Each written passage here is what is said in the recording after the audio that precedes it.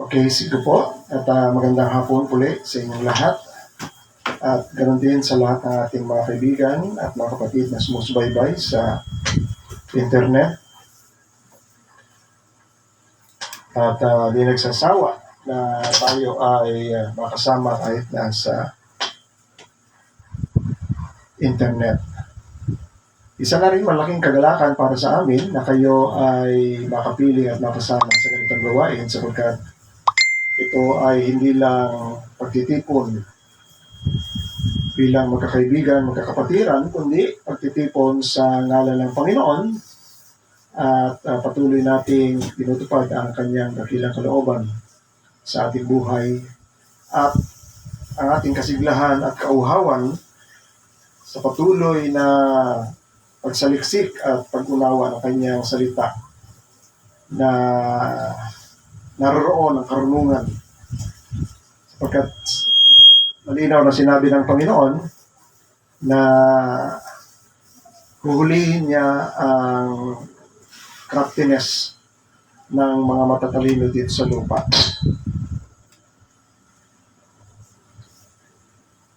Yan ay kitang-kita natin sa talakayan ng Panginoon at saka sa mga taong hinuhuli ang pagkakamali sa kanyang bibig sa panahon ng siya ay nabubuhay.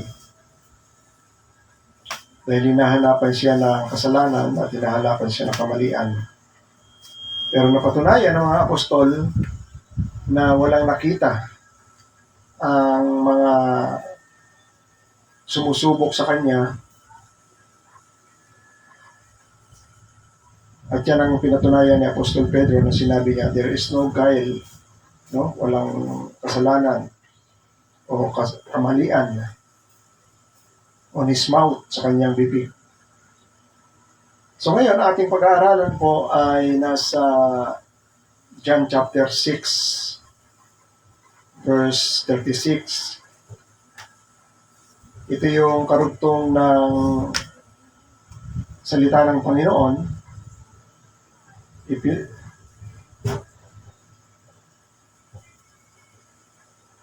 If you keep my commandments, sabi ng Panginoon,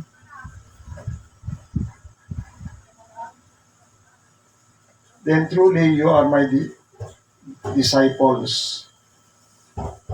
Yan. Sa ibang translation, if you abide, kung mananatili, no?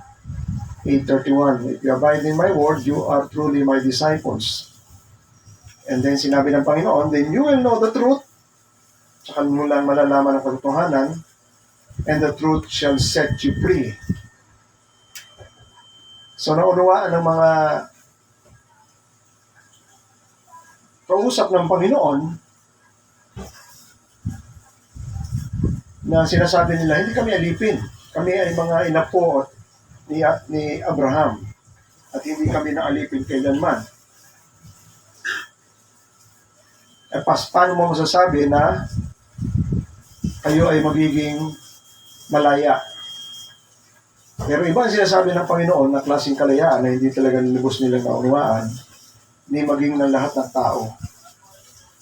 Then sinabi ng Panginoon, katotohanan, sabi diyan, truly, I say to you, everyone who practice sin is a slave to sin. Sa ibang translation, everyone who committed sin is a slave to sin.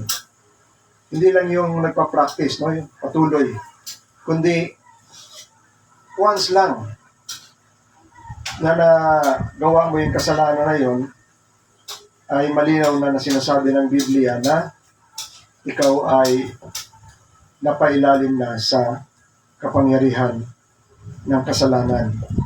So yan ang hindi natin naunawaan. Ngayon ay tatalakayin natin sa pag-unawa sa iba't ibang pananaw na ipinapakita ng Biblia para lubos nating maunawaan. Ano ba ibig sabihin ng Panginoon ng kalayaan na ito at paano natin to maunawaan? Marami ang pinipilit nila na maramdaman sa kanilang sarili, no? Na talaga nangyayari. Pero ang Biblia ay tinuturuan tayo hindi sa pakiramdam, kundi sa pangunawa. binibigyan. Sabi ng, ito isa sa mga paborito kong verse, yung First John chapter 5, yung last verses ng chapter 5, yan. First John, mali. Yan. Ano ang purpose ng pagparito ng Panginoon? Yan, no? And we know that the Son of God has come and has given us understanding. So nagbigay siya ng kaunawaan at kaalaman. Ha?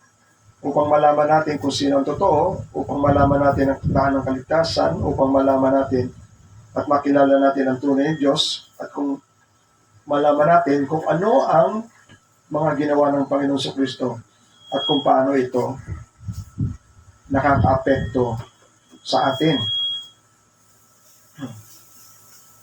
So balik tayo dun sa John chapter 8. So ano ba yung ibig sabihin ng...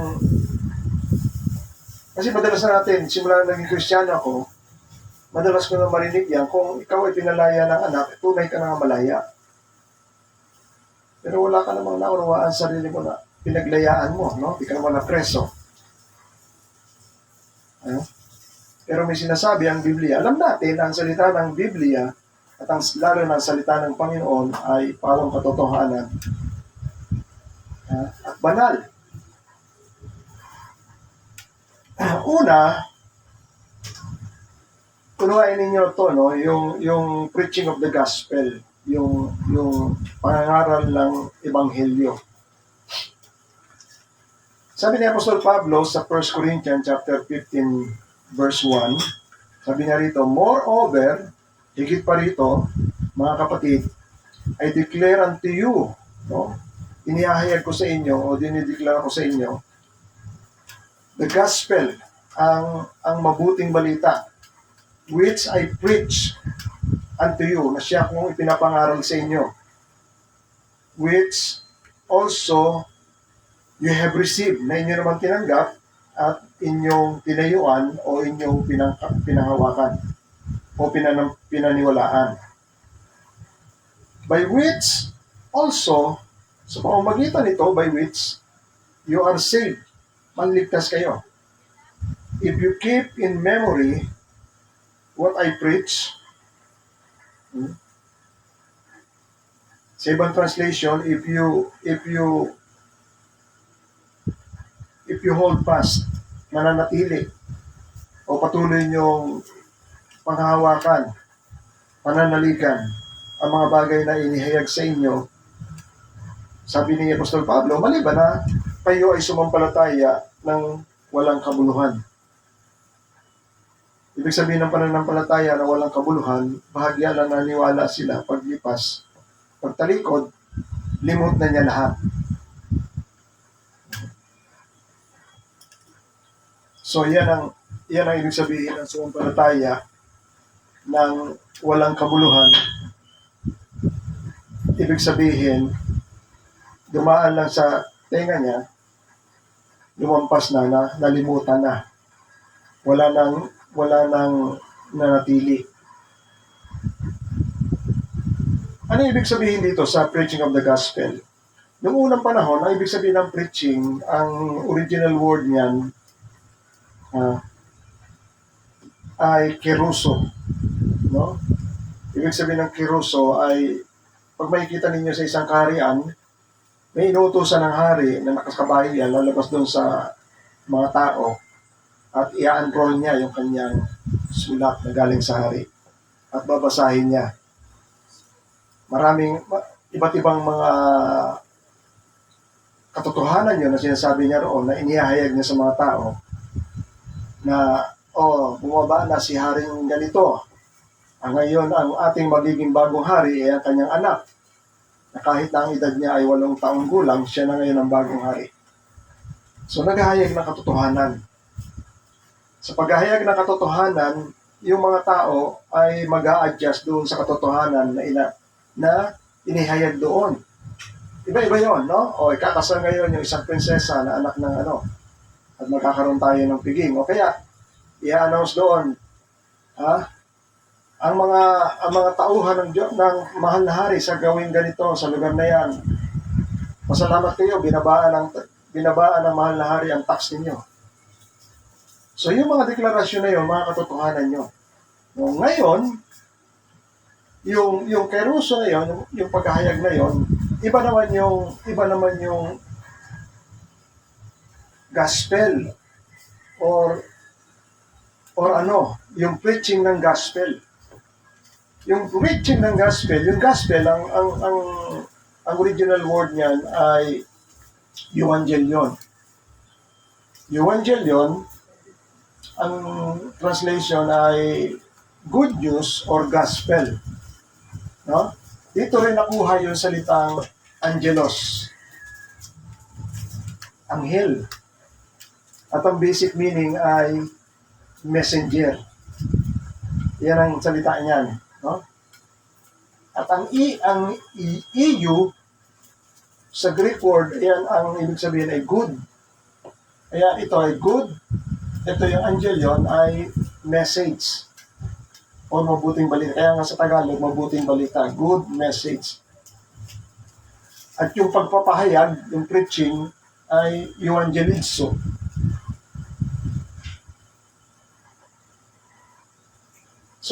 So, kakaiba ito dahil ito ay deklarasyon hindi galing sa hari, kundi ito ay galing sa Diyos na inihahayag sa lahat ng tao na mayroong bagay na nangyari, mayroong bagay na nagawa na napaka-importante sa lahat ng tao. Kaya nakalagay doon ay mabuting balita, inihahayag, ina-announce para malaman ng sangkatauhan na mayroong ginawa ang Diyos na hindi masyadong naunawaan ng mga tao. Kaya kailangan nating pag-aralan, kailangan nating saliksikin, kailangan nating unawain. Dahil doon sa mga nag-a-announce, siyempre magtatanong yun, ano ibig sabihin na sinabi mong ganito? So kailangan paliwanag yun. No? So ganoon din sa Panginoon. Nung sinabi ng Panginoon, for God so loved the world that He gave His only begotten Son, whoever believes will not perish but have everlasting life. So ganoon lamang ang pag-ibig ng Diyos. So may ginagawa. May ginagawa ang Diyos. So yung deklarasyon na yun ng mabuting balita, yun dapat ang pakinggan ng lahat ng tao. Sapagkat iyon ang tunay na kasagutan sa lahat ng problema ng tao dito sa mundo. At nagdedeklara ng katotohanan sa paghahayag ng mabuting balita. At pinaliwanag ni Apostol Pablo yan sa Romans chapter 1. Merong bagay doon na inilalagay ang Diyos.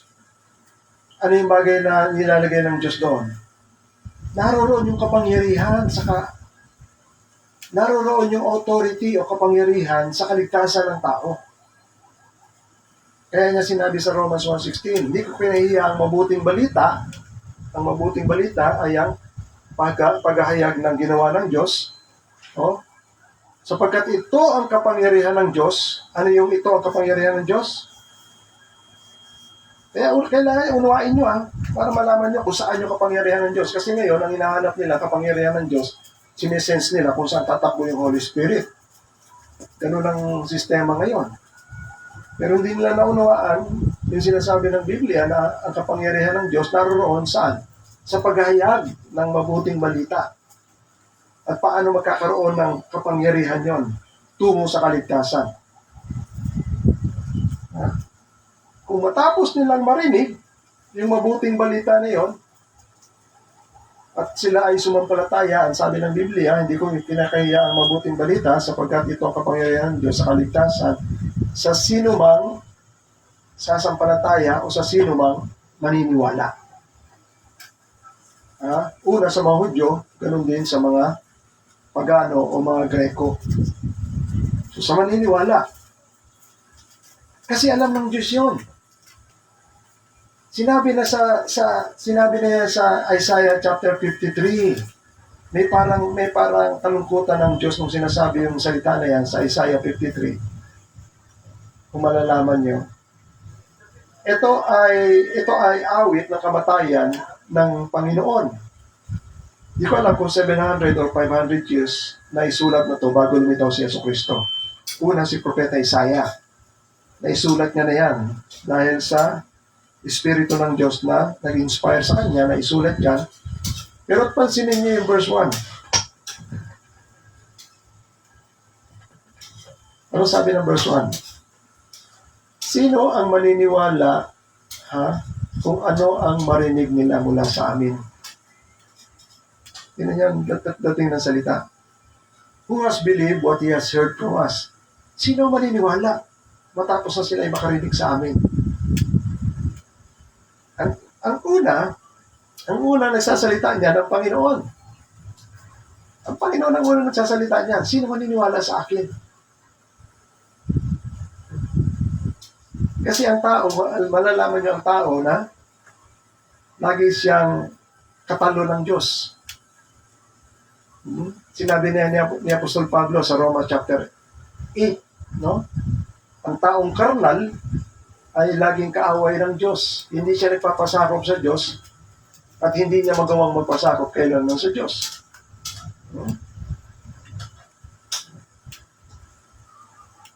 Ngayon, sinasabi diyan, at kanino kaya ang bisig ng Panginoon ihahayag?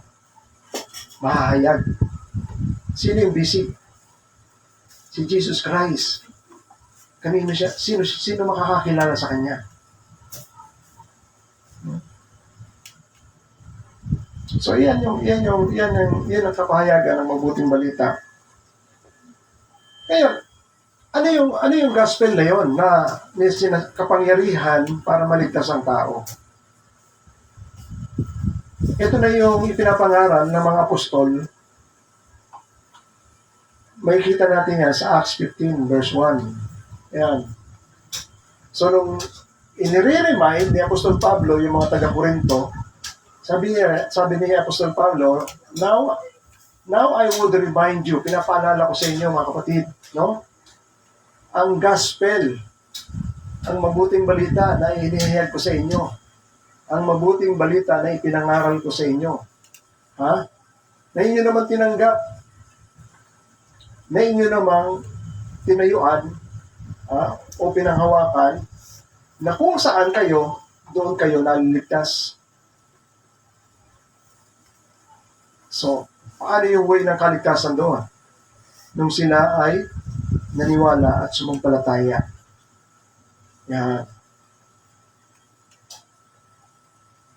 Kung patuloy nyo panghawakan ang salita na naipangaral sa inyo, maliban na kayo ay magsisampalataya ng walang kabuluhan.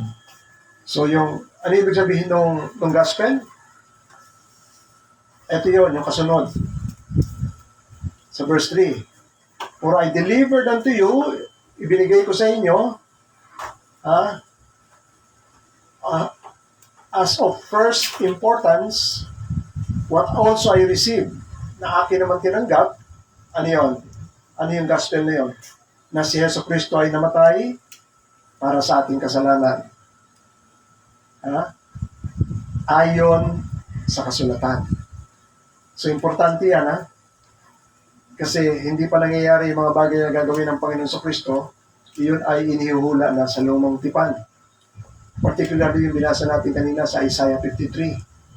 Diba? He was bruised for our transgression. Siya ay nasugatan, nabugbog dahil sa ating kasalanan. Ang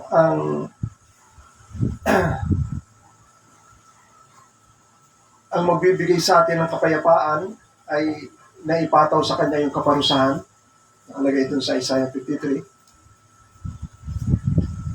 So, sabi niya, siya ay namatay sa ating mga kasalanan ayon sa kasulatan. Diyan pala may kita ninyo, may mga questions dyan yung maraming tao, lalo na ibang reliyon nandiyan sa Middle East, na hindi nila matanggap yung way of justice na yung ibang tao ang magbayad ng kasalanan mo.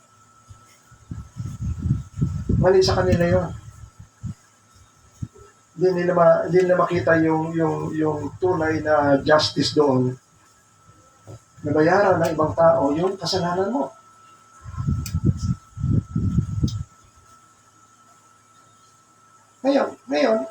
sinasabi rin ng Biblia, na hindi mo naman kaya mayaran yung kasalanan mo. For the wages of sin is death. Pag namatay ka, hindi ka napapangon. Hanggang doon ka na lang. Alam ng Panginoon yan. Alam ni Jesus Christ yan. Kaya siya nag-volunteer out of His love. Nag-volunteer siya. So, Christ died for our sin according with the Scripture. Siya ay nalibing, was buried, and that He was raised on the third day according with the Scriptures, and He appeared to Cephas then on the 12. Ibig sabihin, nabuhay siya. Ibig sabihin ng resurrection ng Panginoon on the third day. Victory over death, the power of death. Sapagkat hindi natin naintindihan yung kapangyarihan ng kamatayan, kung paano tayo lusubin, no? Kung paano tayo naapektuhan. Beginning from the Garden of Eden. Ang umpisa no, sa Garden of Eden. Yung tinitingnan natin small, anong tawag doon? Pagkakamali. Kumain lang sila Kasi lang naman yung kumain sila roon. Di ba? Hindi natin lang nakikita yung impact sa likod noon at kung paano nabaliktad na ang kagandahan ng mundo sa Garden of Eden sa mundo ngayon na punong-puno ng gulo. So, tingnan natin ito, no? So, ang pinag-aaralan natin dito ay kung tayo ay pinalaya ng anak ng tao, tayo ay tunay na malaya na. So may experience si Apostol Pablo sa Romans chapter 7. Basahin ko sa inyo sa Tagalog maganda.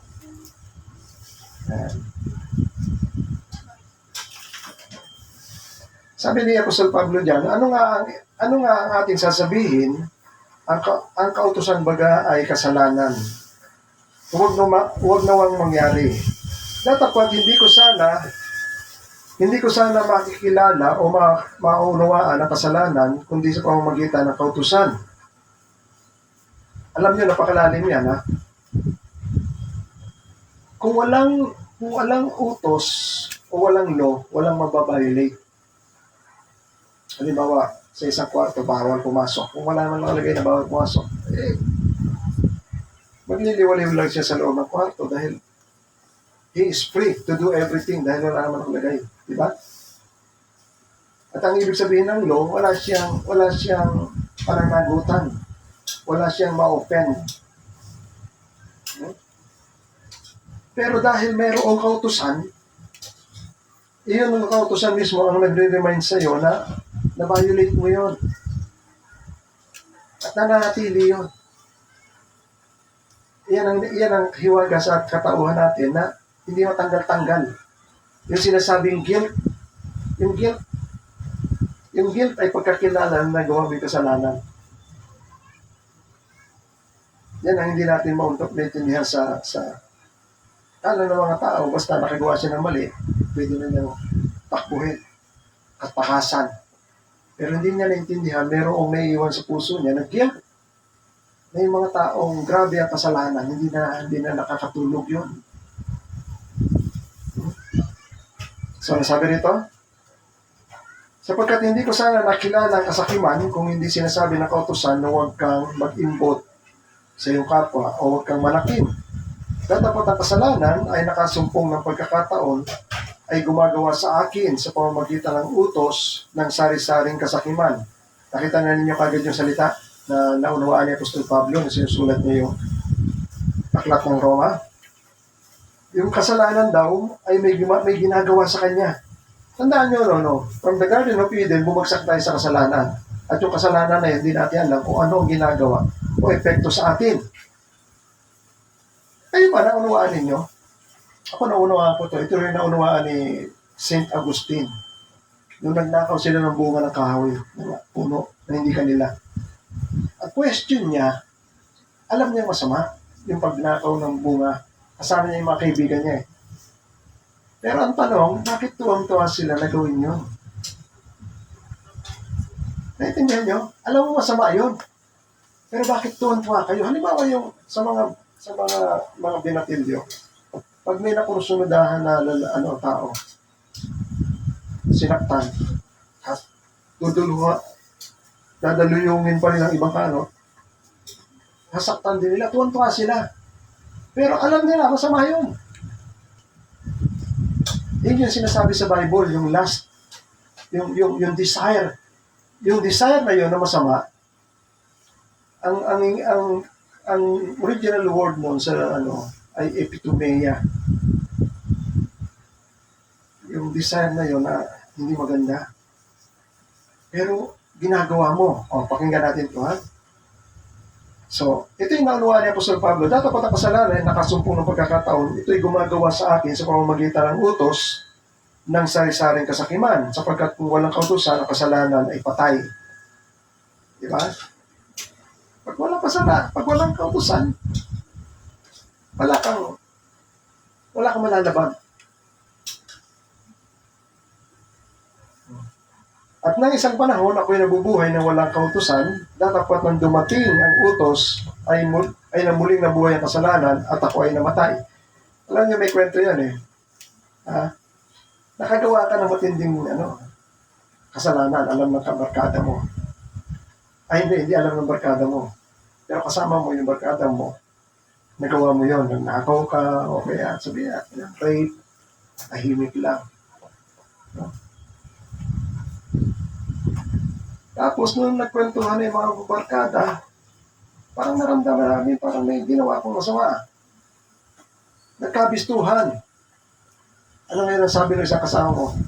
Patay ka! Patay ka!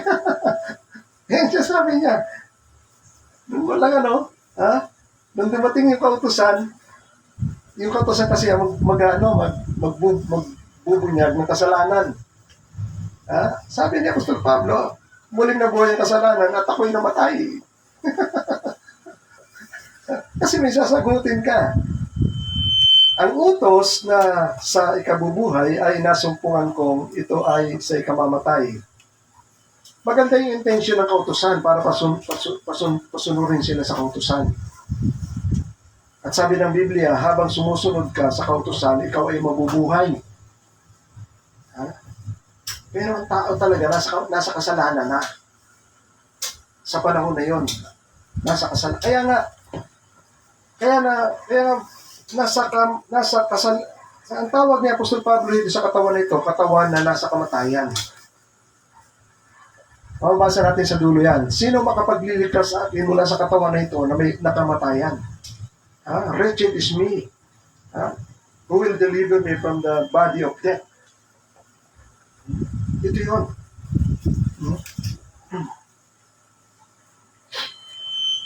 So, alam na ng Diyos yun, kaya niya ibinigay yung kautusan. Kasi yung kautusan na nasa loob mo, hindi na epektibo. Na-overpower na ng lust o desire ng katawan mo.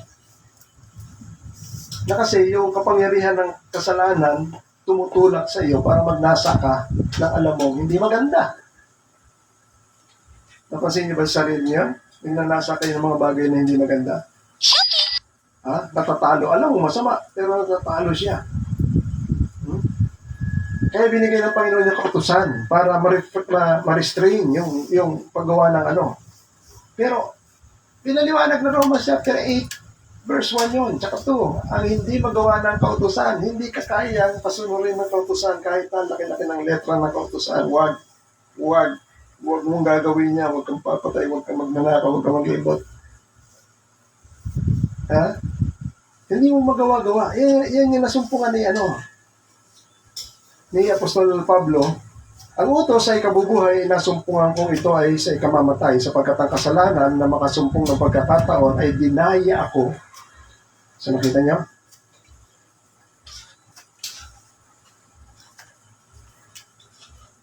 Sa pamamagitan ng utos at sa pamamagitan nito ay pinatay ako. Kaya nga ang kautusan na ay banal. So number 1 ang law ay banal. Kaya hindi dapat magdala sa atin, hindi dapat magdala sa tao ang kautusan ng kasalanan. Hindi ang kautusan ang dahilan ng kasalanan. Ang kautusan, ang batas, ang nagmumulat sa iyo na ang pamumuhay mo ay makasalanan na. Yan ang purpose ng kautusan. Kaya nga ang kautusan ay banal at ang utos ay banal, mabuti at matuwid. Ang mabuti baga ay naging kamatayan para sa akin, huwag nawa mangyari. Kundi ang kasalanan, upang makilala ang kasalanan, sa pamamagitan ng mabuti ay gumagawa sa akin ang kamatayan, na sa pamamagitan ng utos, ang kasalanan ay lalong maging masama o sinful sa ibang translation. Sa pamamagitan din ng kautusan ay maunawaan natin ang kasalanan hindi lang pagkakamali. Hello? Kundi dahil ang kasalanan ay banal, ang kasalanan ay matuwid, ang batas ay matuwid banal, ang kautusan ay matuwid, ang kautusan ay mabuti. So sa pamamagitan ng kautusan, malalaman mo, hindi lang ikaw nagkasala, hindi lang ikaw sumuway, kundi ano sasabihin ng magulang doon sa bata na nakagawa ng masama? Hoy, bad yun, bad. Bad. Hindi lang siya nagkamali. Bad. Kasi iyon ang pinapakita ng kautusan. Dahil ang kautusan ay matuwid at mabuti. So pag hindi mo nasunod yung mabuti, ang masusunod mo ay yung masama. So yan ang pinapakita ng kautusan para maging ang kasalanan ay lalong maging sinful, lalong sala. Sapagkat nalalaman natin na ang kautusan ay spirit, ang kautusan ay espiritu. Mali ang translation dito, no? Sa English kasi ay spiritual. Ngunit ako ay nasa laman na ipinagpili sa ilalim ng kasalanan. Ito ha, sapagkat ang ginagawa ko, hindi ko nalalaman. Hindi niya lubos na naintindihan. Sapagkat ang hindi ko ibig, ang ginagawa ko, dapat ang kinapupuotan ko o yung ayaw kong gawin, ay siya kong ginagawa. Ngunit kung ang hindi ko ibig, ang siyang ginagawa ko, at sumasang-ayon ngayon ako na mabuti ang kautusan, naintindihan niya? Ginagawa niya yung hindi niya ibig. So maalala niya yung kautusan. So sasang-ayon siya dahil nasusuway niya yung kautusan, mag-a-agree siya ngayon na yung kautusan ay tama, mabuti. Dahil nalalaman niya sa pamamagitan ng paggawa niya ng masama. Kaya uma-agree siya na ang kautusan ay mabuti. No?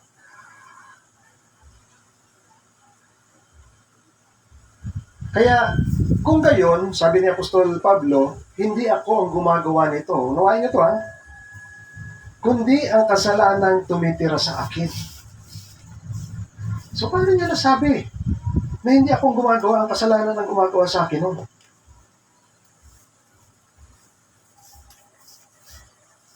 Nasa Bible. Kung gusto, ang hindi ko gusto, yan ang ginagawa ko. Pero ang gusto kong gawin, hindi ko magawa. Ngayon, kaya ka nagagawa yun, hindi na akong gumagawa noon, kundi ang kasalanang nananahan sa aking kalooban. Sabi niya, ang gumagawa sa akin. Sapagkat nalalaman ko sa akin, sa makatuwid ay ang sa aking sariling laman, ay hindi tumitira ang anumang bagay na mabuti. Sapagkat ang pagnanasa ay nasa akin, dapat ang paggawa ng mabuti ay wala. Sapagkat ang mabuti na ibig ko, hindi ko ginagawa, ngunit ang masama na hindi ko ibig, ay siya kong ginagawa. Dapat kung ang hindi ko ibig, ang siya kong ginagawa, ay hindi na ako, pangalawang beses na to. Kung ang ibig ko ay hindi ko ginagawa, sabi ni Apostol Pablo, hindi na akong gumagawa nito, kundi ang kasalanang tumitira sa akin. Kaya nasumpungan ko ng isang kautusan na kung ibig kong gumawa ng mabuti, ang masama ay nasa akin. Alam niyo, ang ganda sa English nito eh. Ha? Sabi rito, so I find it, naunawaan niya, I find it to be a law. Isang batas. Ha? That when I want to do right, evil lies close at hand. Ano yung lies? Ang masama ay nakahilata lang dyan na malapit sa akin. Alala niyo yung salita na yan? Almost the same na salita yan din sa Genesis chapter 4. Ang nagsasalita dito ay ang Diyos kay Cain, na malapit na niyang gawin yung kasalanan ng pagpatay kay Abel. Ang sabi niya ng Diyos sa kanya, kung gagawa ka ng mabuti, hindi ba kita tatanggapin? Pero kung hindi ka gagawa ng mabuti, ang kasalanan ay gumagapang sa pintuan. Nakita niyo? Na parehas din doon sa sinasabi, na gusto kong gumawa ng mabuti, pero hindi ako magagawa ng mabuti sapagkat ang masama ay nakahilata lang dyan, malapit sa akin. Ito hindi natin maunawaan. Kasi spiritual ito eh. Pero hinahayag ito ng salita ng Diyos. By inspiration, ibinigay ito kay Apostol Pablo at siya naghayag base sa kanyang karanasan at base sa kanyang pag-unawa sa kautusan.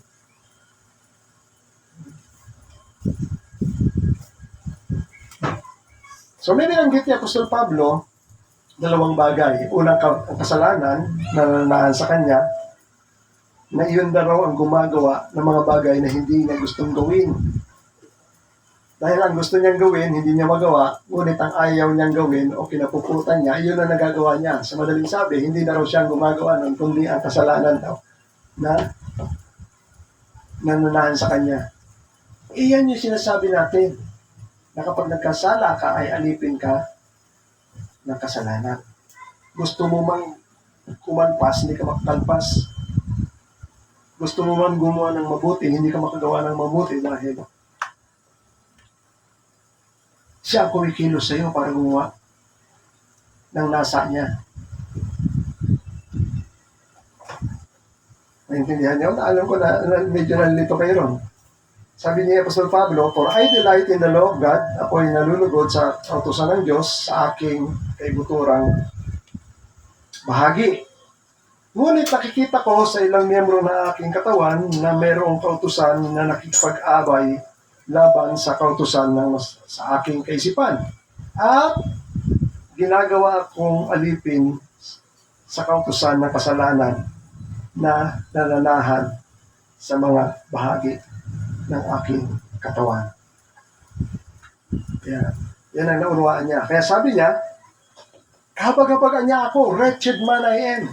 Kabagaban niya, kawawa niya ako.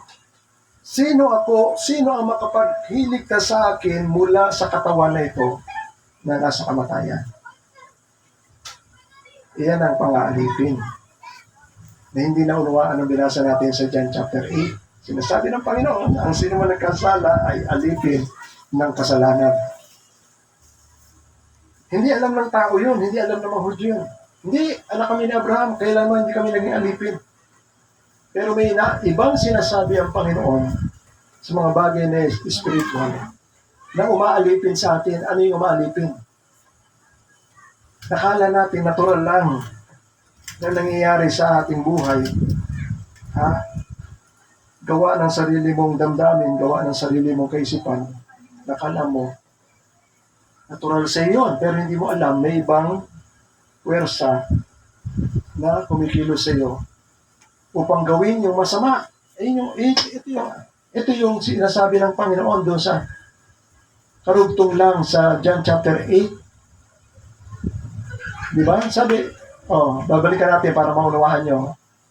Ayan. Kung kayo nga mga anak ni Abraham, gagawin nyo ang ginawa ni Abraham. Ayan. You do the works of Abraham. Pero gusto niyo akong patayin. Isang tao na nagsasabi sa inyo ng katotohanan na narinig ko mula sa Diyos. Hindi ito ginawa ni Abraham. Ginagawa ninyo ang gawain ng ama ninyo. Sa madaling sabi, hindi si Abraham ang ama ninyo. May iba kayong ama. Ha? Ngayon, iba ang pagkaunawa ng mga Hudyo. Hindi kami illegal, hindi kami anak sa illegal na pagsasama, sabi diyan. No? We were not born sexually immoral, sabi niya. Yung illegal child sa hindi kasal na We have one Father, even God. Iisa lang aming Ama.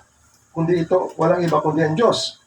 Sinabi ng Panginoon, kung ang Diyos ninyo ang Ama, iibigin niyo ako. Sapagkat ako'y galing sa Ama, kaya ako pumarito, hindi ako pumarito sa sarili kong kalooban, kundi sinugo niya ako. Bakit hindi ninyo maintindihan ang sinasabi ko? Sapagkat hindi niyo kayang dalhin o pakinggan ang aking mga salita. Ito na yung sinasabi ng Panginoon. Kayo ay kabilang sa amin yung diablo, sinusunod ninyo,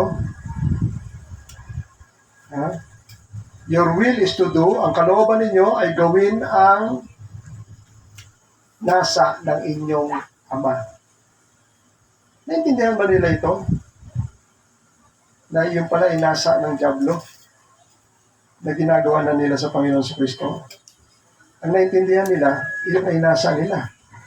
Yung galit nila sa Panginoon ay kanila. Pero nilinaw ng Panginoon. Ini-execute nyo lang yung desire ng inyong Ama. Yung sinasabi ni Apostol Pablo. Gusto kong gawin ng mabuti pero ang kasalanan ay kumikilo sa akin upang gawin ko ang masama na hindi ko naman ibig. Kaya gusto niya, sino magpapalaya sa akin mula dito?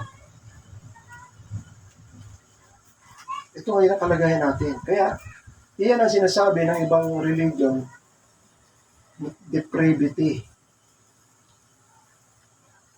Yung wala na, yung wanting, want of good, wala na sa atin. Depravity yun. Depraved, morally depraved.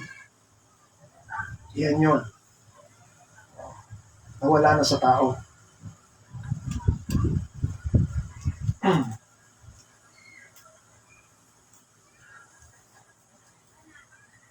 Kaya sinabi ng Panginoon sa John chapter 8, Jesus answered them, Verily, verily, I say unto you, whosoever committed sin is a servant of sin. Ito yung topic ko last time. Yung espiritu na siyang gumagawa sa mga anak ng pagsuway na naroon na sa kanila, na naroon na sa atin nung tayo ay nasa dati natin pananampalataya,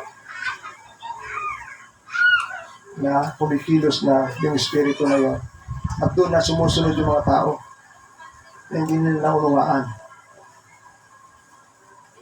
Kaya dito mo maunawaan kung bakit ang deklarasyon ng Bible, nung wala ka pa sa pagsunod sa Panginoon at di mo pa nakikilala ang Panginoon at wala ka pa sa pagsunod sa Panginoon, dinideklara ka ng Bible, patay.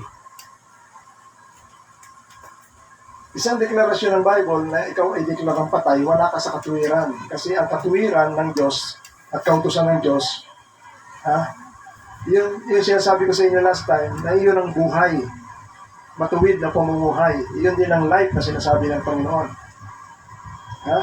Ngayon ikaw ay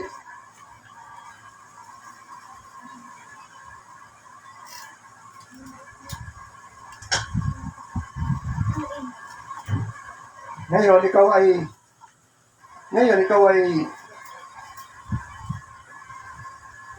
ay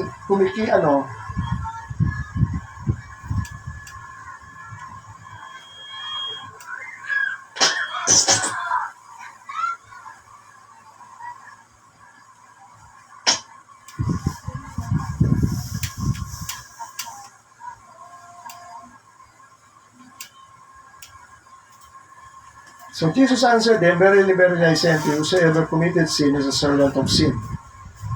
So, yung alipin ng kasalanan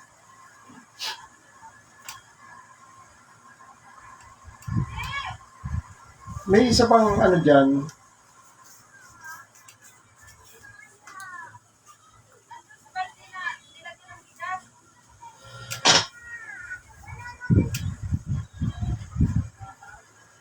yung sa Ephesians chapter 2, no?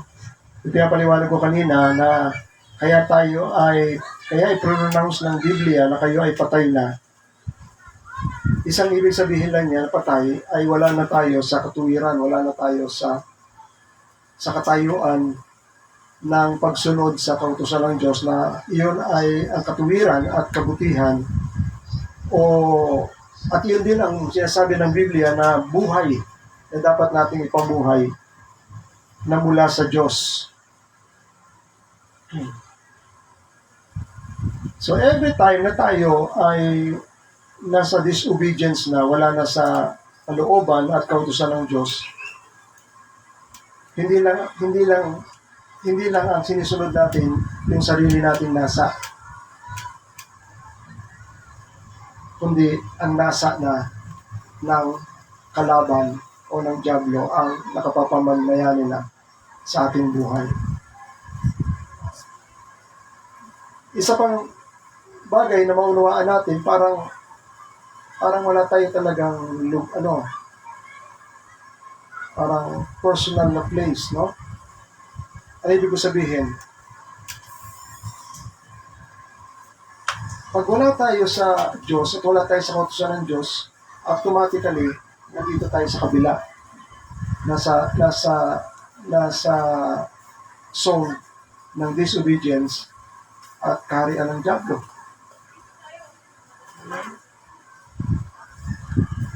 Kaya nga tayo pinababalik ng Panginoon eh. So parang walang neutral area para sa atin dito sa katotohanan ng kaharian ng Diyos at ng kadiliman.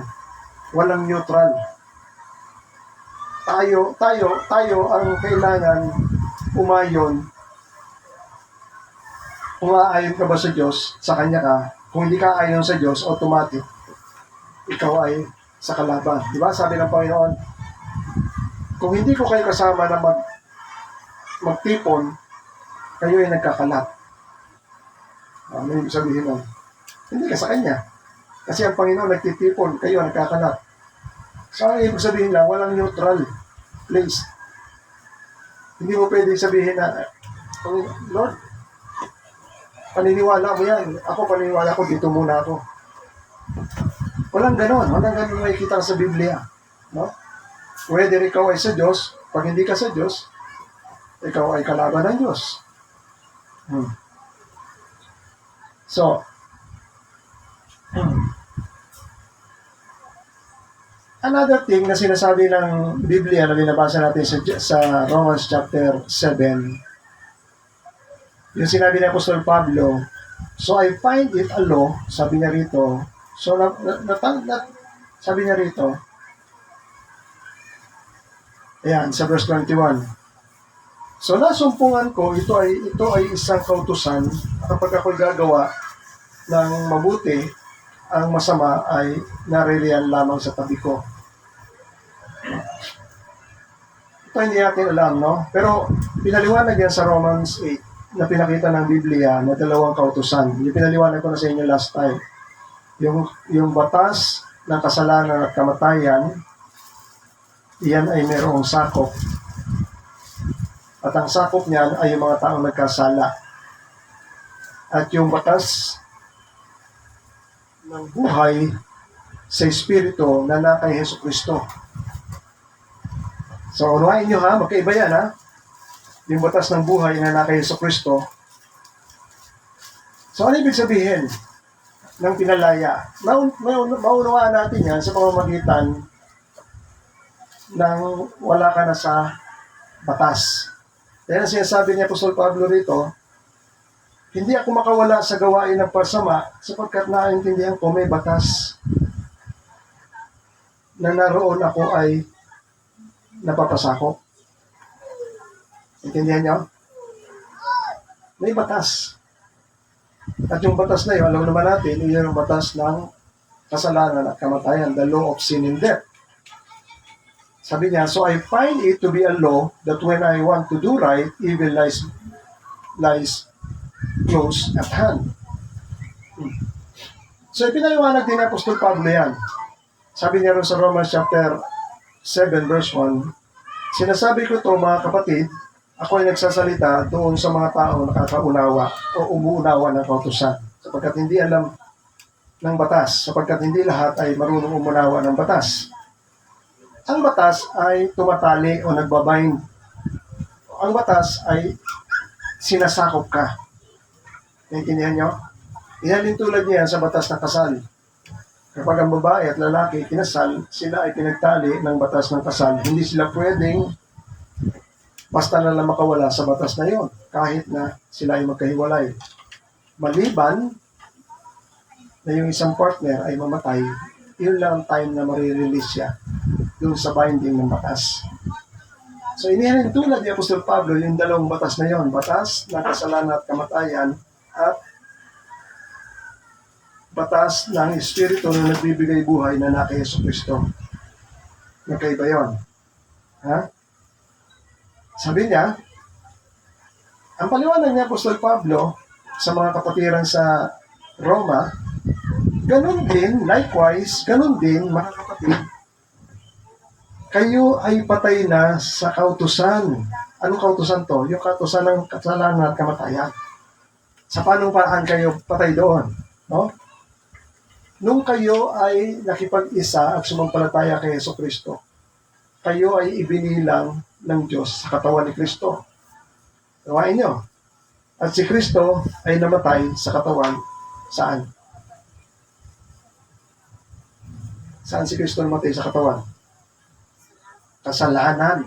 Bagamat siya ay walang kasalanan. Unawain nyo yun. Kaya sabi ni Apostol Pablo, ang patay na, hindi nasakop ng batas, ng law.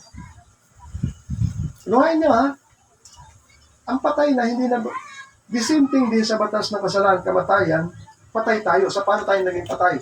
Yung tayo ay sumampalataya at nakipag-isa kay Jesucristo. Dahil ibinibilang tayo ng Diyos sa katawan ni Jesucristo. Doon yung maunawaan, yung sinabi ng Panginoon, ito ang aking katawan, kainin nyo to, tinapay.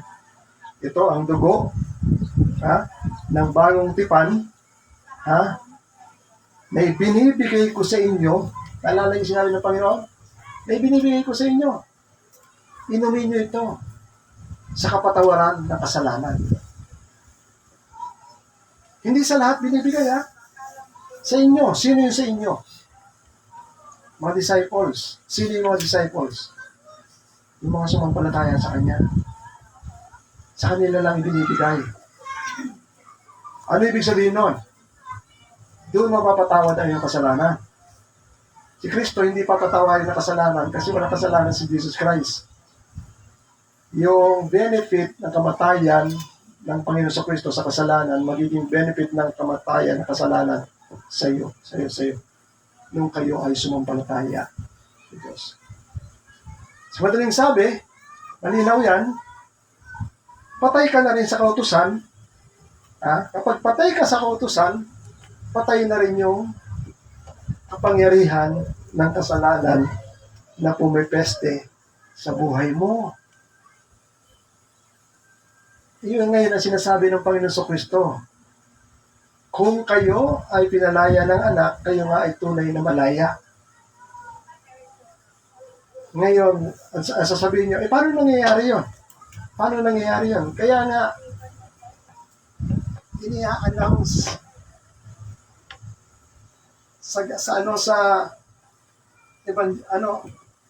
ebanghelyo sa good news, pag-a-announce ng good news.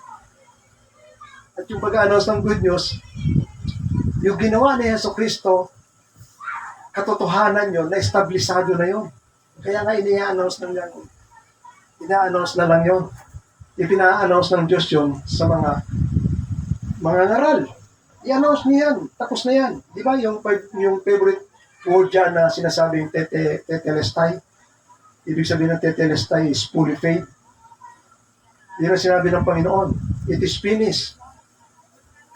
doon sa krus. Sabi ng Panginoon, it is finished. Ang original word doon ay tetelestai, ibig sabihin, fully paid. Oh.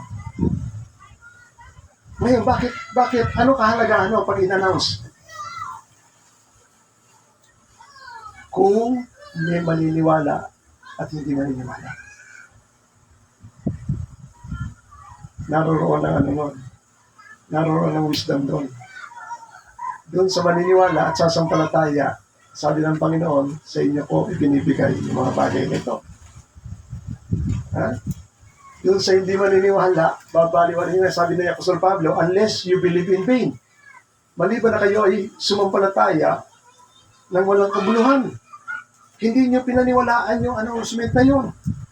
Na yun ay totoo. Na ang langit ang nagpapa-announce nun. Na yun ay fully paid na ginawa na ni Jesucristo sa krus ng Kalbaryo.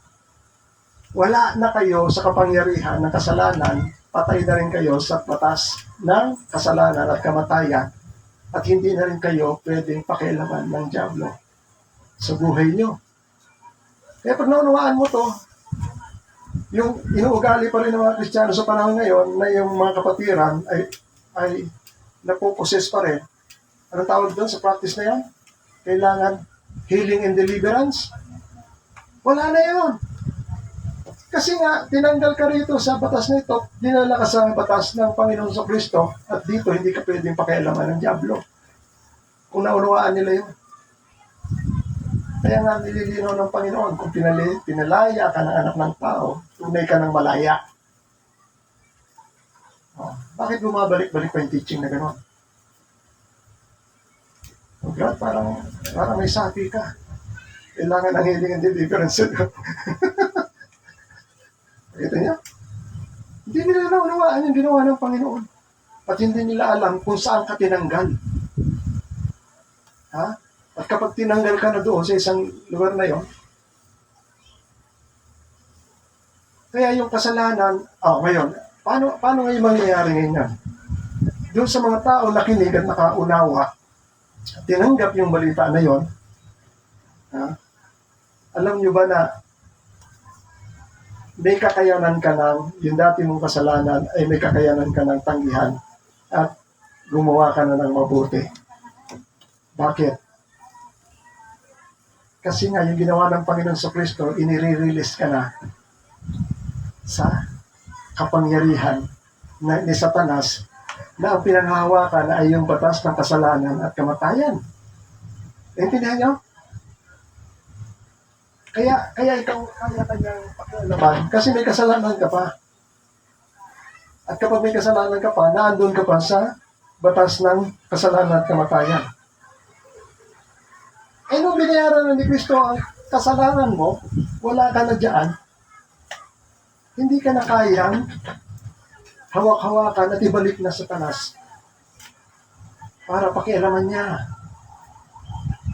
Kasi wala na siyang mahawakang kasalanan dahil yung kasalanan na meron ka, iyon ay bayad na sa katawan ni Jesucristo.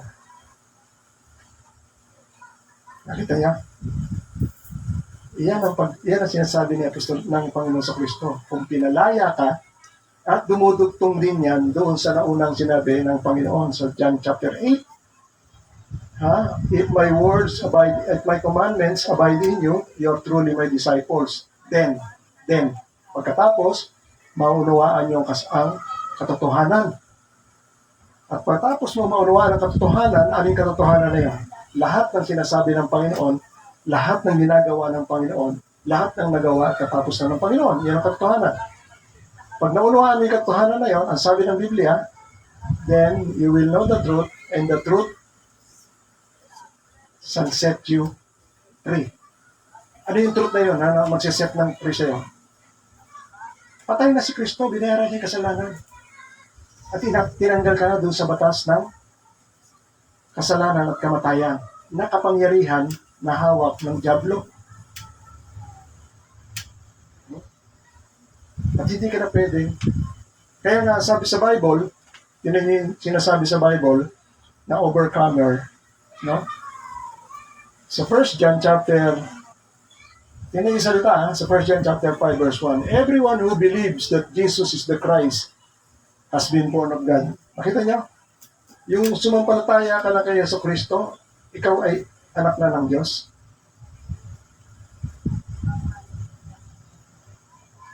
Bakit gano'n? Kasi nga, sinasabi ko sa inyo, yung sumampalataya, may nangyayari na hindi natin nakikita.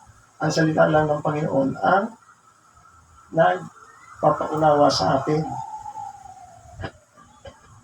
Ito yun. Sa verse 39, ito ang sinasabi ng Panginoon ay tungkol sa Espiritu na ang sino mang sasampalataya sa Kanya ay tatanggap. Pag ikaw sumampalataya, hindi na ikaw naniwala ka lang kay Kristo. Merong iba pang mas malalim na nangyayari na sinasabi ng Biblia. Kapag ikaw ay tunay na sumasampalataya, merong kang tinatanggap na Espiritu. Kaya ka nagiging anak ng Diyos. At yun din ang pag tinanggap ka ng isang Espiritu, iyon din ang kapangyarihan na ikaw ay mabibilang. Sabi yan, for in one Spirit, we're all baptized. Ano yung baptize? Yung baptize ay yung pagtanggap. Tandaan ninyo, hindi natin alam kung ano ang trabaho ng banal na Espiritu. Pero ang salita ng Biblia, kayo ay nabautismohan, kayo ay sumampalataya, kayo ay uminom. Intindihan yan? Nakikita ba natin lahat yan? Hindi. Pero naunawaan natin yan na iyan ay nangyayari kapag tayo ay sumasampalataya. No? So yung bautismo, huwag nyo nang isipin na nag-aabang kayo na kayo ay lalapit sa isang pastor at i-lay hands kayo para kayo mabaptize. Hindi yun. Ang nakalagay sa Bible, lahat ng believers ay nabaptize. Nakalagay, sa isang espiritu, lahat kayo ay nabautismohan. Ang lahat bang yan ay nilihas ng pastor? Hindi. Pero lahat yan ay sumampalataya. Ngayon, kapag kayo ay sumampalataya, kayo rin ay nabautismohan sa isang espiritu. At kapag kayo ay nabautismo sa isang espiritu, kayo ay ibinibilang sa katawan ni Jesucristo. Kita niya? At yung katawan ni Jesucristo, pinapaliwanag ko sa inyo, siya ang tumanggap ng lahat ng penalty at condemnation sa kasalanan. Kaya, yung kapangyarihan ng batas ng kasalanan at kamatayan, nililiwanag ni Apostol Pablo, yung kamatayan ni Jesucristo ay kamatayan sa kasalanan, yung kamatayan ni Jesucristo ay kamatayan din sa kautusan ng kasalanan at kamatayan, na hindi na siya sakop doon. Pero ang sino mang sumampalataya ay ibinibilang ng Biblia, ang salita ng Diyos, sa katawan ni Kristo. Sa madaling sabi, yung katawan ni Kristo namatay, patay ka na rin. Sa kautusan ng kasalanan at kamatayan, patay ka na rin sa kapangyarihan ng kasalanan. Na sinasabi ni Apostol Pablo, ang gusto kong gawin, hindi ko magawa, kundi ang masama, nagagawa ko. Kung gayon, hindi na ako ang gumagawa noon, kundi ang kasalanan na nanahan sa akin. Yung kasalanan umaalipin sa akin. Ngayon, nung tayo nakipag-isa na kay Jesucristo, namatay na tayo lahat doon. Kaya tayo ay overcomer na. Everyone who believes in Jesus Christ is born of God, and anyone who loves the Father loves whoever has been born of Him. And everyone who has been born of God overcomes the world. Napagtagumpayan niya ng sanlibutan. Sa ibang salita, napagtagumpayan niya na ang kapangyarihan ng Diablo na humahawak sa sanlibutan, di ba? Dahil ang espiritu na nasa anak ng pagsuway. Yan yun. Ephesians chapter 2 verse 1. Pag sinabing sanlibutan na napagtagumpayan natin, hindi yung mundo na to. kundi yung kapangyarihan na narito sa mundong ito na napagtagumpayan natin. Ito yun. In which you once walked, following the course of this world. Sinusundan ninyo ang takbo ng sanlibutan ito, sinusundan ninyo o sinusunod ninyo ang prinsipe ng kapangyarihan na nasa itaas. At ang espiritu, ito yung espiritu ng kasalanan na gumagawa sa lahat ng mga anak ng pagsuway. Kaya hindi sila makawala. Kaya maunawaan ninyo, kahit gustuhin man nila magbago through New Year's resolution, hindi sila makapagbago. Bakit? Kasi hindi sila makalabas dun sa batas. Makakalabas lang sila sa batas kapag sila ay sumampalataya kay Jesucristo. Dahil ang batas, makakalabas ka lang kapag ikaw ay namatay. At tayo, magiging patay tayo kung tayo makikipag-isa kay Jesucristo. Kasi yung kamatayan ni Jesucristo, magiging kamatayan din natin sa kasalanan. Kaya nga, sabi ron, yung nakipag-isa kay Jesucristo, si Kristo ay namatay sa kasalanan, dapat ikaw patay na rin sa kasalanan. Kaya sinasabi ni Apostol Pablo sa Roma, chapter 6, yan. Ano bang sasabihin natin ngayon? Magpapatuloy ba kayo sa kasalanan upang ang biyaya ay lalong mas umapaw sa inyo? Hindi. Paano niyo masasabi na ang tao na matay sa kasalanan ay patuloy pa rin nabubuhay doon? Ayan o. How can you say, he who died to sin is still living it? Ibig sabihin, kung patay ka na sa kasalanan, hindi na dapat makita sa buhay mo yun. Kasi nakipag-isa ka na kay Jesucristo, hindi ka lang namatay sa kasalanan sa sarili mong ginawa, kundi naging patay ka sa kasalanan dahil sa pakikipag-isa mo kay Jesucristo. Hindi na dapat makita yung mga bagay na yun sa buhay mo. Kundi, ano makita? Ang buhay ni Jesucristo sa iyo. Dahil ikaw ay nakipag-isa na kay Jesucristo. Balik ko kayo sa 7. Sabi dito, likewise, brother, you also died to the law through the body of Christ. Anong pangliwanag? So that you may not belong to another. So that you may belong to another. Sino yung another na yun? Yung first na belong o nakisama sa iyo, saan? Sino yun? Doon sa lumang batas. Sino kasama mo sa lumang batas? Si Satanas. Kaya ka may espiritu ng sanlibutan kasi kasama mo si Satanas. Intindihan mo? Nung namatay ka na sa kasalanan, sabi ni Apostol Pablo, patay ka na sa kautusan, sa pamamagitan ng katawan ni Kristo, hindi ka nakabilang doon. You're not belong, sabi riyan. So that you may belong to another. Sa iba ka na dapat kasama. Sino yun? Yung nabuhay mula sa mga patayan, sabi riyan, to Him who has been raised from the dead. Sino yun? Si Jesus Christ. Doon ka na sana kasama. Doon ka na sana kabilang. At sa pakikisama at kabilang ka kay Jesucristo na siyang namatay sa kasalanan, ano dapat ang magiging bunga o magiging product ng buhay mo? Mga bagay na bunga mula sa Diyos. Ano yung mga bagay na bunga mula sa Diyos? Mga gawain mo, buti lahat. Kasi ang sinusunod mo na, hindi na yung espiritu ng sanlibutan. Ang sinusunod mo na ay yung espiritu ng Diyos na nasa iyo. Primarily, yung kanyang utos. Ang utos ng Diyos ay espiritu. Masusunod mo na yon. Bukod pa ron, sinasabi sa Galatians chapter 5, yung bunga ng espiritu, ano yun? Yung 9. No? Love, joy, peace, patience, kindness, patience, gentleness, joy, lahat yun. Iyon ang tunay na bunga. Hindi pwedeng ibunga lang ng tao yan sa gusto niya pagbunga. Yan ang hiwaga na sinasabi natin.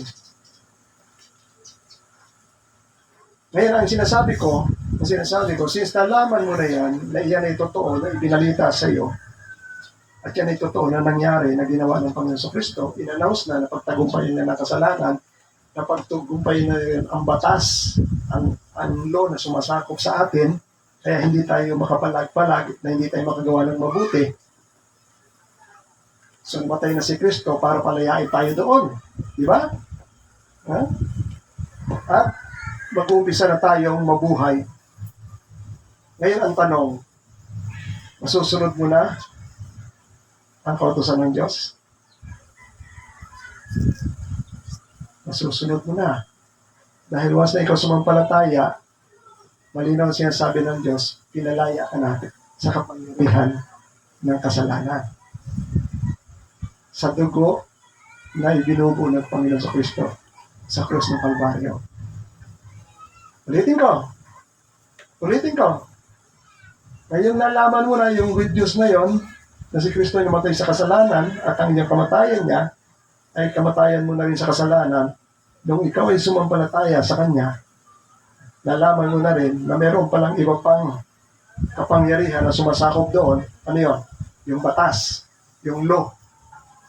Kaya hindi ka makawala-wala sa paggawa ng kasamaan dahil na-under ka pa rin sa law na ginagamit ng diablo.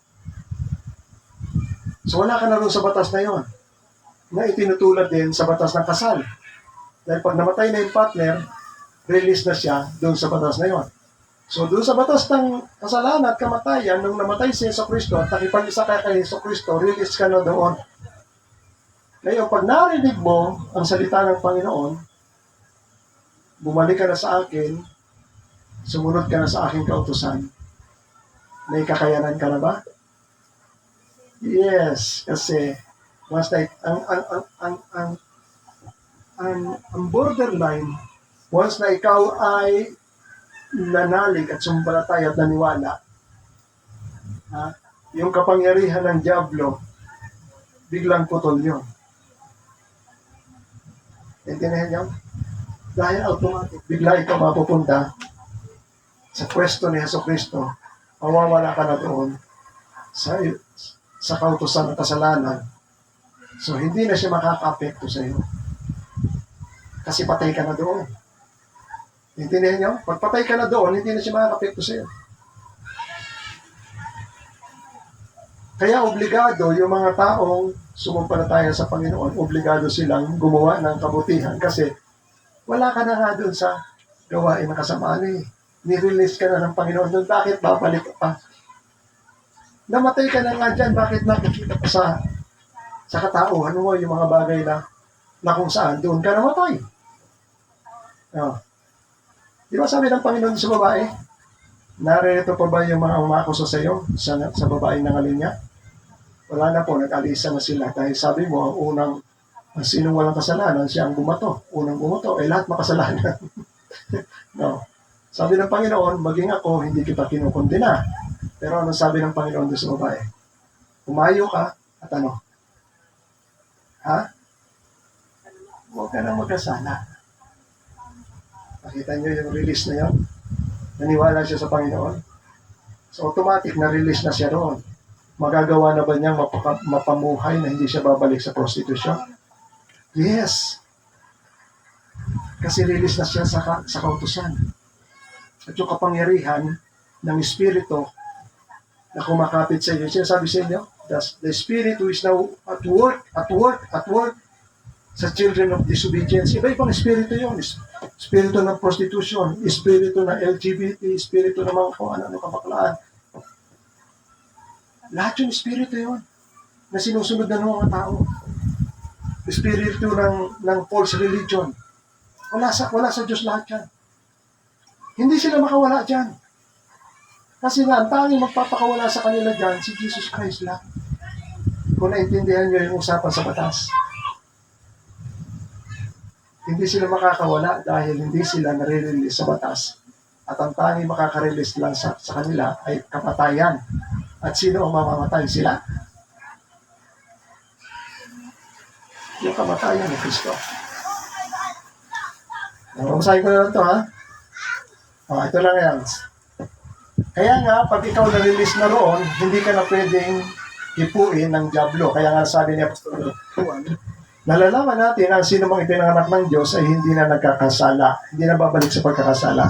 Tatapat ang pinanganak ng Diyos ay nag-iingat din sa kanyang sarili. At hindi na siya ginagalaw ng masama. Ano siya gagalawin ng masama? Wala na siya doon sa zona niya. Wala na siya doon sa area niya. Papasok pa ba doon siya sa area ni Jesus Christ? ito ang mga kasalubong niya. Kung kayo ay sa Diyos, bumunti kong mga anak, ang inyong dinaig sila sapagkat mas lalong dakila siyang nasa inyo kaysa nasa sanlibutan. Greater is He that is in you than He is the world. Paano ka naman? Mas makapangyarihan yung nasa sa iyo. Mas makapangyarihan yung sumasakop sa iyo. Ha? Kaya huwag kayo magpapaniwala dun sa mga turo ng mga iba na hindi nila naunawaan yung prinsipyo ng kalayaan sa pamamagitan ng kamatayan ng Panginoon sa Kristo.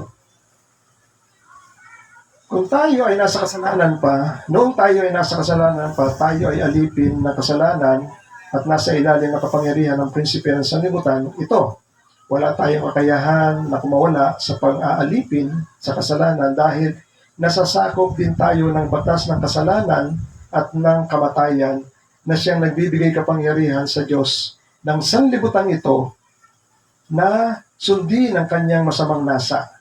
Katulad ng sinabi ni Apostol Pablo, sapagkat ang ginagawa ko ay hindi ko nalalaman, sapagkat hindi ko ibig ang siyang ginagawa ko, datapat ang pinagpupuutan ko ang siya kong ginagawa.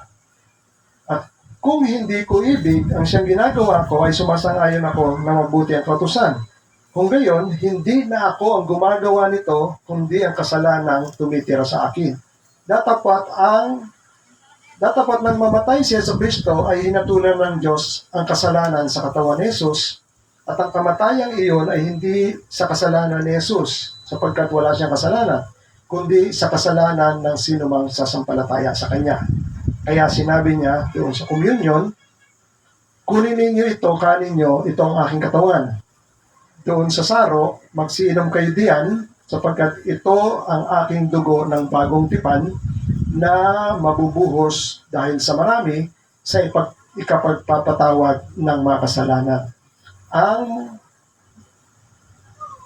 namatay na sa kasalanan ay hindi nasakop ng batas ng kasalanan at kamatayan. Kaya sabi, gayon din naman, mga kapatid ko, sabi sa Roma, kayo'y nangamatay na rin sa kautusan sa pamamagitan ng katawan ni Kristo upang kayo'y makisama na rin sa iba. Kanino? Sa makatuwid bagay doon sa muling nabuhay upang kayo ay magsipagbunga sa Diyos. Kaya may kakayahan na tayong di sumunod o mapaalipin sa kasalanan at kinakailangan na rin natin sumunod sa nagligtas sa atin sapagkat inalis na tayo ni Jesus sa batas ng kapangyarihan ng kasalanan at ng at kamatayan. So naunawaan niyo na ngayon yun. If the Son set you free, you are free indeed. Amen. Tayo natin tumayo. Maluwalhatihin ka sa napakagandang karunungan at kaalaman mula sa salita mo, Panginoon. Tunay, Lord, kung wala ang mga salitang ito, nagpapaliwanag katulad ni Apostol Pablo, maging ang mga salita mo, Panginoon, wala kami kaalaman lang, Panginoon. Pero ina-announce mo na napagulian mo na ang kapangyarihan ng kasalanan at batas ng kamatayan. Kaya ito ay good news para sa lahat. At yun ay totoo, Panginoon. At sinasabi rin ng Biblia na ito ang mabuting balita sapagkat ito ang kapangyarihan ng Diyos ay kaliligtas ng sino mang maniniwala o sasampalataya sa mga bagay na yan. Salamat, Lord, sapagkat tunay ang iyong kamatayan na siya nag-aalis sa mga tao sa kanilang kasalanan. Luwalhati ka in Jesus' name. Amen and amen.